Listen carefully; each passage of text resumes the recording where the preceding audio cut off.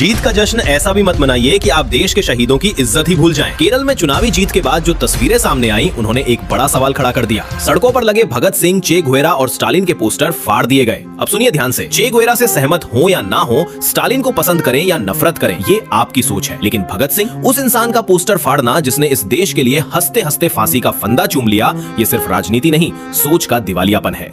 देशभक्ति के लिए किसी पीएचडी की जरूरत नहीं होती, बस इतना समझ होना चाहिए कि जिन लोगों ने तुम्हें आज बोलने की आजादी दी, कम से कम उनकी तस्वीरों की इज्जत तो करो। अब बात करते हैं दूसरे मुद्दे की, बिना अशोक चक्र वाले तिरंगे की, जिसे देखते ही कुछ लोग तुरंत देश का अपमान बताने लगे। लेकिन पहले एक बात जान लीजिए, भारत में कई जगह सादा तिरंगा यानी सिर्फ 3 रंग बिना बीच का चक्र इस्तेमाल होता है। क्यों? क्योंकि अगर असली राष्ट्रीय ध्वज फट जाए, गिर जाए या बेइज्जत हो जाए तो वो झंडे के नियमों का उल्लंघन है। भारत के स्वतंत्रता संग्राम में भी इस झंडे का इस्तेमाल होता था। समुद्र में चलने वाली कई नावें भी इसी तरह के सादा तिरंगा इस्तेमाल करती हैं, क्योंकि खारे पानी और तेज हवा से झंडा जल्दी फट सकता है। स्टेडियम में भी लोग चेहरे पर बिना चक्र वाला तिरंगा लगाते हैं, और अगर जश्न ऐसा हो तो सावधानी बरतना जरूरी हो जाता है। और नेशनलिज्म का मतलब ये भी नहीं कि आप हर चीज में दुश्मन खोजने लगो। कुछ लोग हर हरे झंडे को पाकिस्तान से जोड़ने लगे, जबकि यहाँ IUML का झंडा इस्तेमाल हो रहा था, जो चुनाव आयोग द्वारा मान्यता प्राप्त एक भारतीय राजनीतिक पार्टी है। याद रखिए, सत्ता बदलती रहती है, पार्टियां बदलती रहती हैं, लेकिन अगर एक देश अपने शहीदों और राष्ट्रीय प्रतीकों के सम्मान पर ही बंटने लगे तो फिर लोकतंत्र नहीं, सिर्फ झुंड की राजनीति बचती है। और जिस दिन लोग आइडियोलॉजी देखकर शहीदों की इज्जत तय करने लगेंगे, उस दिन हार किसी पार्टी की नहीं, पूरे देश की होगी। जय हिंद।